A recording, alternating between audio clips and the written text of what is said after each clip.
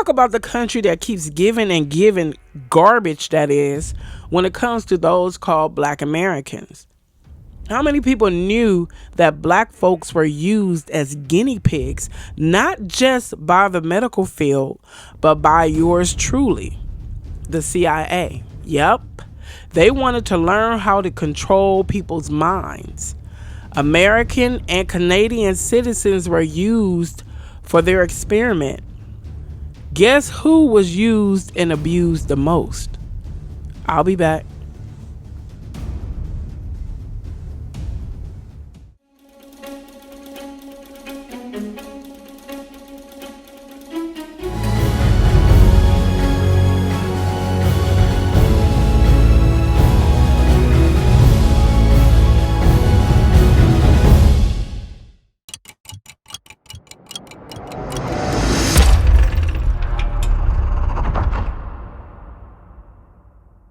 There is ample proof and research that has been conducted throughout this country showing how it used and misused and abused Black Americans for their gain. So those who want to routinely deny and refute and passionately deny reparations to those called Black Americans, as I said in other videos, shut up. No, I'm not going to say be quiet. I'm going to say shut up. Because if you can stand behind this country giving out billions and billions of dollars to people who haven't even done anything in this country, like the current migration illegal situation going on in this country, they're just taking money, pulling money out of their ass and passing it to illegals. Some of them who have never stepped foot in this country, have never lifted a finger to make this country better, and you're giving them money hand over fist. But when it comes to Black Americans, oh my God, why do I need to pay for anything that I haven't done? My ancestors didn't put people in slavery. My ancestors didn't enslave people, and I didn't enslave people. Okay, well, if your ancestors didn't enslave people, this conversation has nothing to do with you. But it don't absolve you from being in this country benefiting from those who call Black Americans work. You got an issue with reparations. We could not care any less. We have an issue with your privilege that's soon gonna turn around and bite you in your ass. Now let's get on with the story of how the CIA used Black folks to do their wicked, deadly experiment on mind-altering drugs. Research on psychedelics then and now has been riddled with medical racism and exclusion. Surprise, surprise. That's what you can exclude us from. We don't want you using our minds and our bodies to do the experiment on mind control drugs. Go and get those people that look like you. If the majority of people doing experiments are transparent folks, go use your own people and experiment. Let's continue. America was paranoid, fearing that the Soviets had achieved breakthroughs in the development of mind control drugs. So the CIA formed a covert counter operation called Project MK Ultra. They wanted to locate the ultimate truth serum for interrogations, as hearings on the project later described it. Approved in 1953 by the CIA director Alan Dulles, MK Ultra primarily involved the secret and highly illegal administration of LSD to unwitting individuals. According to the Senate Select Committee to Study Governmental Operations with Respect to Intelligent Activities in its 1975 investigative report, in 1977, roughly 16,000 pages of misfiled documents were unearthed, showing that the 25-year, $25 million effort by the CIA to learn how to control the human mind not only saw the U.S. government dose thousands of American and Canadian citizens with LSD without their knowledge or consent, but also disproportionately target those who could not fight back, as one CIA official admitted. Black Americans were uniquely exploited during this first wave of psychedelic research, concluded the authors of the 2021 University of Ottawa study of abuses in the early trials of LSD. Overwhelmingly, the African American victims of the MK Ultra were drawn from prisons and hospital mental wards, including the National Institute of Mental Health's Addiction Research Center, which tested LSD and some 800 other psychoactive drugs on an inmate population that was almost exclusively black. In numerous other MK Ultra experiments, according to the study, participants were subject to differential and torturous treatment and dosing dependent on race. In one 1960 study, Negro men convicted on drug charges were recruited from the prison and given LSD in a research ward, while a comparison group made up of professional white people at Cold Spring Harbor living freely took LSD in the principal investigator's home under social conditions designed to reduce anxiety. In the 1950s and 60s, researchers weren't thinking about the need to take extra precautions with vulnerable populations, says Dana Strauss, a PhD candidate in psychology at the University of Ottawa and a co-author of the 2021 study. Whether or not those researchers were explicitly targeting Black Americans, they drew their participants mostly from prisons where Black Americans were overrepresented because of racism in arrests, charges, incarceration, and sentencing. Now let's go back to how it's being reported that more black folks are in jail, and it's being reported that they're in jail unfairly. A black man could get stopped, pulled over, found drugs on him, he get like 20 or 30 year sentence, where a white man or white woman get pulled over and they might get a slap on the hand, a slap on the wrist. Oh my God, we found, Your Honor, there was weed and there was pills and there were cocaine and even heroin. We found this in Becky's car. And the judge will look at Becky and be like, you know what, Becky, I know you probably had a hard time that day. I know you're a good citizen. You probably, came from a good family. So, I'm just going to give you a slap on the wrist and tell you not to do it again. A black person probably never, ever sold drugs in their life. Never did drugs, was just in a tough situation. Rent was due, had nobody that could spot them until they get paid. Lost their job and just was desperate and went out and did something stupid.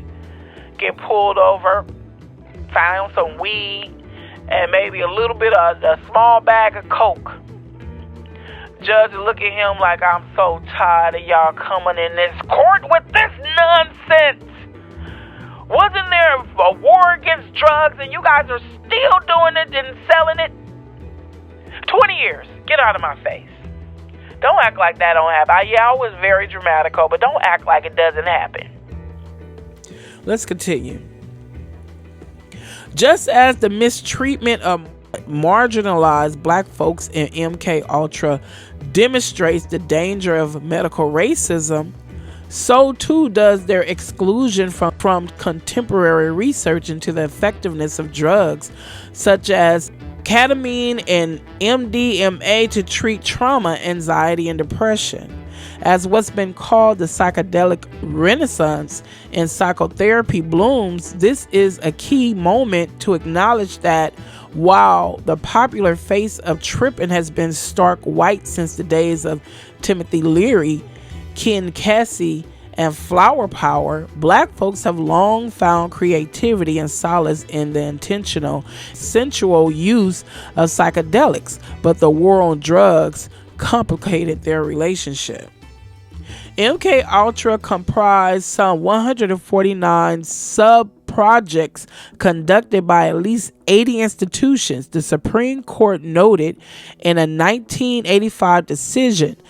At all other principal prison recruitment sites, ARC in Lexington, Kentucky, Atlanta State Penitentiary, Louisiana State Penitentiary, aka Angola Prison, the New Jersey Reformatory and Maryland Correctional Facilities. The University of Ottawa researchers found that compared with the state population, people of color were overrepresented. In 1955, the CIA struck a deal with the chair of psychology at Tulane University, Dr. Robert Heath, using CIA funds. Heath and his assistant Harry Bailey conducted non-consensual experiments in 1955 and 1956 on black inmates at Louisiana State Penitentiary, giving them LSD and bobocabine, a drug that in large doses, a CIA document noted, induced catatonia or stupor. The CIA wanted to learn whether the drugs would result in loss of speech, loss of sensitivity to pain, loss of memory, loss of willpower, and an increase in toxicity in persons with a weak type of central nervous system. Bailey would reportedly later state, reflecting on the unorthodoxy of on the forced treatments, that it had been cheaper to use negresses than cats because they were everywhere and cheap experimental animals. Ooh, there's no racism in this country, though. Oh, that was back then, but nobody can explain. Okay, if it was just racism back then, right? That from your argument, it was racism back then, and it just is no more racism. My question is, where did all the hatred go? It just when we went into new decades, it just stopped and stayed in that decade.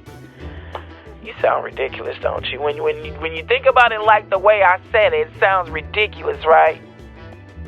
That you would think all that hatred and racism just stopped several decades ago, right? Okay. Let's continue. Described in a 1977 New York Times article as an eager experimenter for the CIA, Dr. Harris Isabel was the research director at ARC when MK Ultra launched. The facility billed itself as a hybrid hospital addiction science lab, forging new ground in drug rehabilitation. In practice, it worked more like a prison, where Isabel, preying on the addiction of his overwhelmingly black male patient population, conducted MK Ultra experiments from the early 1950s to the 60s. The deal was pretty simple. Dominique Stretfield, author of Brainwash, The Secret History of Mind Control, writes, the CIA needed a place to test dangerous and possibly addictive drugs. Isabel had a large number of drug users in no position to complain. Referred to as volunteers, the patients who signed up for Isabel drug trials were never told which narcotic they'd be given or its potential effects. They were compensated in heroin and morphine, the same drugs for which they were supposedly receiving addiction treatment. Damn. So they were drug dealers, and you see what I'm talking about? They can do things illegally in the name of science, or for the betterment of mankind. Ooh, let's continue. In 1956, a 1956 article by Isabel describes 4 distinct and excruciating LSD experiments on ARC patients. His notes reveal that black patients in some of these studies were fed more than twice as much LSD as white patients. Surprise, surprise. What's more, as the University of Ottawa study observes, white participants endured only 8 days of LSD administration, while black participants endured chronic administration for up to 85 days. In a letter, Isabel states that in one experiment, he gave 7 Negro subjects daily doses of LSD, which he would double, triple, or quadruple to keep them from building a tolerance, all without the patient's knowledge. Isbell reports that this torture continued for a staggering 77 days. A lengthy New York Times piece published after the 1977 document dropped states that a mental patient at ARC was dosed with LSD continuously for 174 days. Isbell, who was given a U.S. Public Health Service Meritorious Service Award in 1962, would tell a Senate subcommittee in 1975 the ethical codes were not so highly developed and there was a great need to know in order to protect the public in assessing the potential use of narcotics and to make recommendations about the need for control of these drugs. So it was very necessary, and I personally think we did a very excellent job. The U.S. Army conducted its own Cold War drug experiments under the Operation Third Chance. Deployed primarily against unknowing Europeans abroad, the only American dosed with LSD was James Thornwell, the lone black soldier at his station in France. Thornwell had been accused of stealing classified documents and was subjected for more than 3 months of an interrogation in which he was physically abused, terrified with threats of death, and degraded by a steady stream of verbal abuse, including racial slurs and accusations of sexual impropriety by members of the Army Counterintelligence Corps, according to his legal complaint. After 99 days, a team from Operation Third Chance showed up and surreptitiously gave Thornwell LSD, then continued the humiliation and torment. Thornwell, whom Army notes describe as having an extreme paranoid reaction that was almost incapacitating, was terrified, unaware that he had been dosed, and unfamiliar with LSD or its effects. He thought he was losing his mind. Thornwell's Army abusers told him they had the power to extend this state indefinitely, even to a permanent condition of insanity. He fainted from the trauma, came to, and was finally sent home. An officer on the intelligence team by 1960 MK Ultra head chemist Sidney Gottlieb's faith in the experiments was flagging, as evidenced by a memo in which he noted that no effective knockout pill, truth serum, aphrodisiac, or recruitment pill was known to exist, though the CIA would continue the program for years. Nearly 2 decades later, Senator Walter D. Huddleston would confirm at a congressional hearing that any information that was gathered was apparently useless and not worth continuing. That the Army has satisfactory evidence of subjects' claim of innocence from the sadistic session. 4 months later, Thornwell was given a general, though not honorable, discharge. Ugh. Anyway, let's go on. It took 16 years before he learned what the Army had done to him. In a 1979 lawsuit, Thornwell said the experiment had turned him into an isolated social and emotional cripple.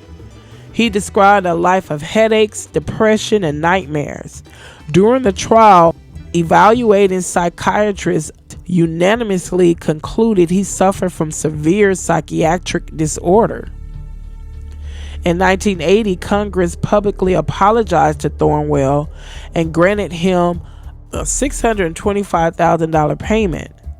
4 years later, he drowned after a suspected epileptic seizure. That sounds suspect to me. But then it could have been brought on by the drug abuse he was subjected to. It messed his mind up. They should have sued him again for that, cause they caused his death. Let's continue. Edward M. Flowers had been an unwitting subject of MK Ultra experiments at ARC when he was 19. testified at the 1975 hearing at which Isbell appeared. By then, Flowers had become the assistant director of a different rehabilitation and re-education program for ex-addicts. Years later, he recalled the hearings as the moment he recognized the full scope of his betrayal. I really got a first-hand insight about some things when we had the hearings, because then the bigger picture kind of showed. Then I got in touch with the fact that the CIA was behind all this, Flowers said in a 2004 interview, adding that they used my ass and took advantage of me. Despite the violations of the Newburgh's Code research ethics, no one associated with the MK Ultra was ever punished for their involvement. They punish who they want to punish. They send to prison who they want to send to prison. See what I'm talking about?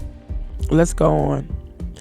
The Senate Watergate investigation will lead to the end of both MK Ultra and that the movement has gained momentum in the past few years, but just as in the 1960s when psychedelics were closely associated with white hippie culture, the popular image of their use has been overwhelmingly white, which perhaps explains why recreational use has been portrayed as rebellious and visionary. Among those credited with the current resurgence are Silicon Valley gurus like Tim Ferriss, who in 2015 claimed that every billionaire he knows takes hallucinogens on a regular basis. From A$AP Rocky, who has publicly touted LSD for helping him cope with life, to Chance the Rapper, who said that recording his aptly named 2013 mixtape Acid Rap involved 30 to 40% LSD in the studio. A new generation of black artists is embracing it. Hallucinogens. And here's my thing. Why the hell do I need to know that? I really don't care what these people are doing. What I care about is that these people have millions of people that listen to them, that unfortunately they follow them. So they do what these people say or suggest. So nobody that needs to take mind-altering drugs can tell me anything. And if you know what these mind-altering drugs are capable of doing, you can keep your advice and suggestions to yourself. Apparently, you most likely need them. You need your own advice. That's why you're taking the drugs. So why I want to listen to you? But see, unfortunately, there are a lot of people in this world that they don't have legs to stand on. They need to get advice from people. And some people, they don't even know. Never met these people in their life. Just because you follow them on social media, you take their word as gospel. And you don't even know what these people are capable of doing in their own personal lives. But you take their advice as gospel. That's a sad state. Let's continue. A 2018 study found that in 18 trials of psychedelic-assisted psychotherapy, 82% of the participants were white, while just 2.5% were African American. A lack of inclusion by an overwhelmingly white field of researchers that goes directly against federally mandated efforts to report and recruit diverse samples in clinical trials. We have a long way to go. Strauss, the University of Ottawa PhD candidate, says, you can keep your experiments to yourself. Keep your psychedelic drugs to yourself. You already did enough to black folks. And I know they still doing something to our bodies with this with the food and the water and the beverages we drink. Which I don't do sodas or anything like that. I'm not even going to put out there what I do. But anyway, and it's very healthy. But anyway,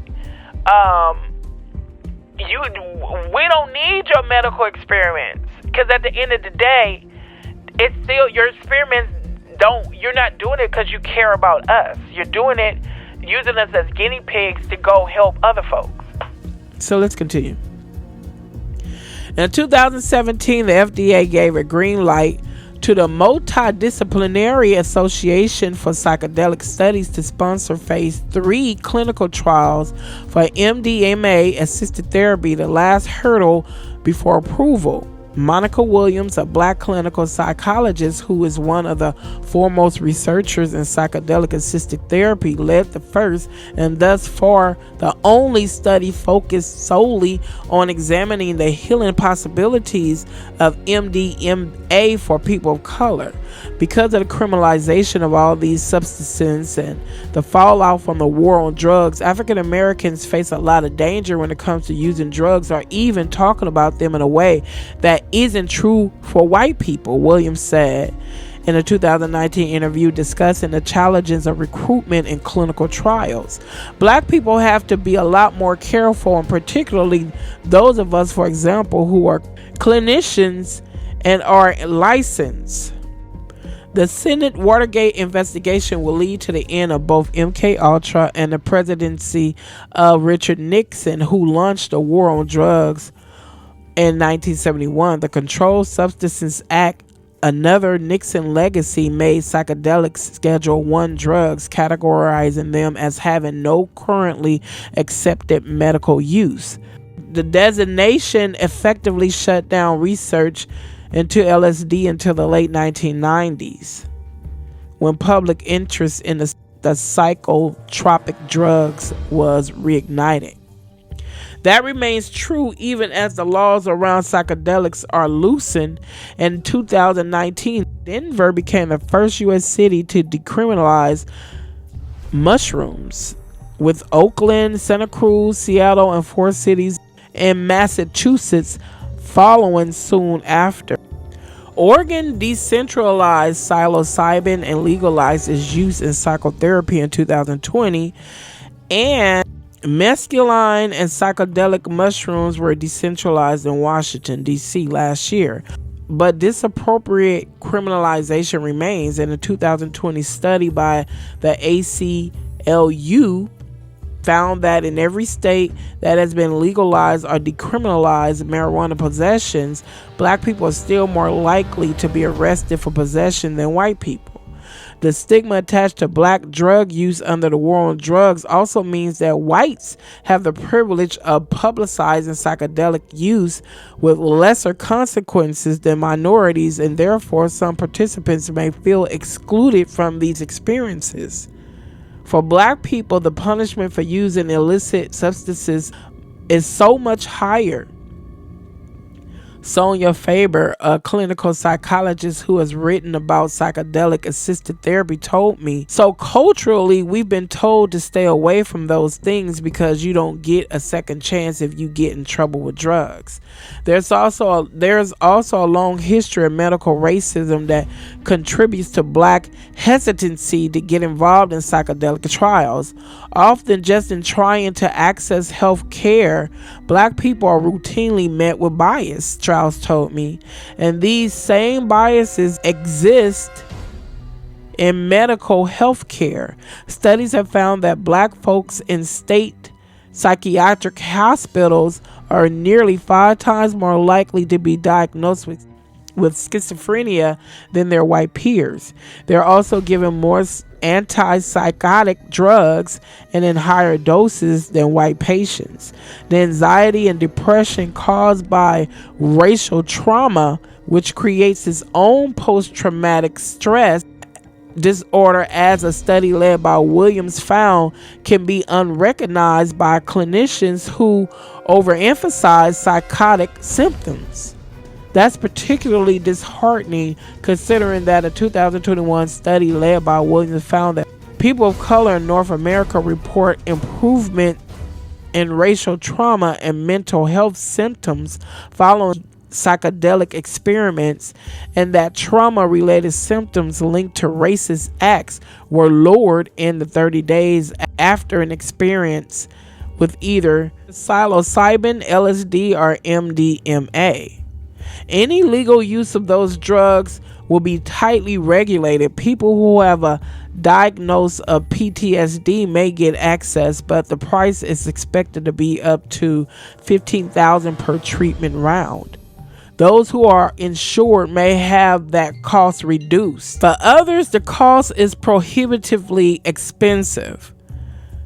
A psychiatric nurse practitioner and co-founder of Mendelem says he hopes there will be alternative ways of offering therapy to those who need it most.